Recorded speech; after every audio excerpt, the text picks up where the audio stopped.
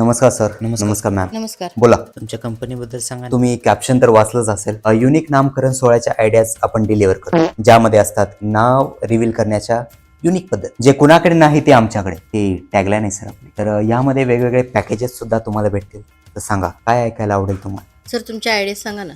तर मुलासाठी मी एक आयडिया सांगतो. अक्षय कुमार करतो ऍक्शन. तुमच्यासाठी घेऊन येतोय ऍसिड बेस रिॲक्शन. ही एक नवीन पद्धत आहे सर. तर यामध्ये काय करणार आपण, एक पार्टी घेणार आहोत ज्यावरती आपण बेस लावणार आहोत. आणि विचार करा, 100 लोक आपल्या नामकरण सोहळ्यासाठी आले आहेत. छान असं डेकोरेशन केलेलं आहे आणि त्यामध्ये आपण त्या पार्टीवरती आपल्या लहान मुलाला लघवी करायला लावणार आहोत. तर जेणेकरून काय होईल की ऍसिड बेस रिॲक्ट होईल, नाव रिव्हील होईल. आपल्या बाळाचं जे नाव आहे ते आपल्या पूर्ण 100 लोकांना कळून जाईल. तर कशी वाटली आयडिया? ठीक आहे बाई, घाण येडे आहेत का हो तुम्ही? अक्कलच नाही याला. स्वतःच्या मुलाला सांग लग्न करायला. पॅकेज सांगा तुमचं. ओके.